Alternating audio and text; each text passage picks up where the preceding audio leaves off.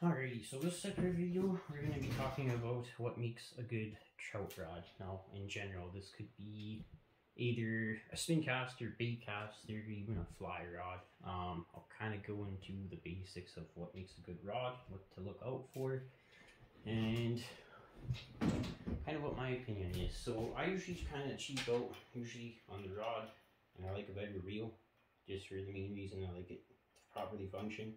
Not to have so many jams, but typically for the weighted rod, so you're going to want to go anywhere from a 4 to an 8 ultralight.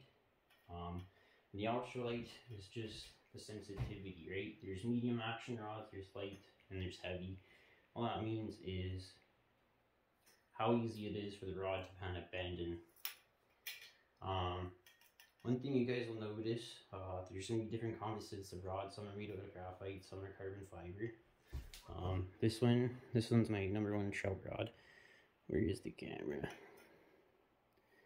This one is a Fenwick EAG60L-MS-2. It's a 6-foot.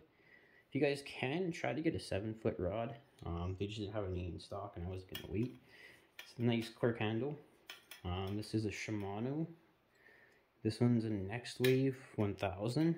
This is actually a really good, cheaper reel combo, I guess you could say. This one was 79 bucks. The rod itself was, I think, 80 or 100. It was on sale. The fly rod, same kind of thing. You're gonna want to go for the weighted rods. You're gonna want a size 4. Now, some people say that size 5 is all right. Trust me, you're gonna want to lighten up the rod weight and actually go with the 4 weight.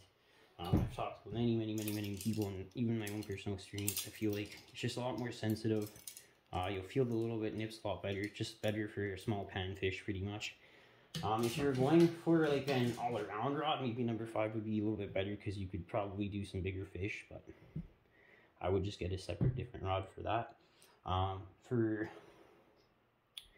kind of the fly rod, what makes a good fly rod is A, the composite material that it's made out of, B, the quality of it, I guess. The reels don't matter too much. Like this one's still a Martin reel that I bought off a beginner rod. This one actually works really well. These ones, I think this new one has the clicking reel, which is actually very nice.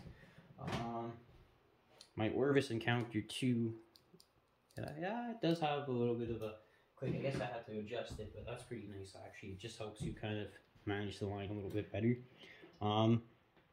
You're gonna want about a 9, anywhere from an 8 to a 10-foot fly rod.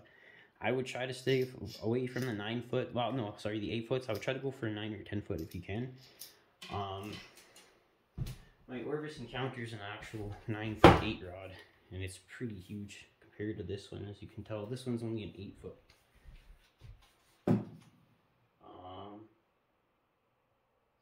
And this rod's actually a 6 weight.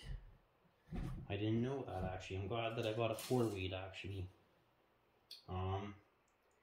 What else could I tell you? Typically I kind of stay away from the rods that kind of have that plastic or metal cover, that screw on here, just because I find every time it does get kind of gummed up and there's a wire jam and stuff, it really does get pinched in between the bell housing and that cover. It's just very hard to manage, and once it kind of gets stuck in the gears, it's kind of messed up and done. But I usually like spinner rods. I also like fly rods. Again, basic thing that you're going to want to just remember is go for a lighter rod, like an ultralight. Probably for spin caster, probably go for a 7-foot. Again, the fly rod, you're probably going to want to go for a 9, 10-foot rod. That's what I pretty much would kind of mention what a good rod is. Now, again, you don't have to spend a lot of money to get a good rod and reel combo. You can really cheap out and kind of sacrifice depending on what your budget is and what you feel you kind of want to not sacrifice on. In the next video, I guess we're going to show up how to tie up a rig for trout. What I kind of do with my spin caster. It's going to be a little bit of a different video from the fly reel, so we'll get started.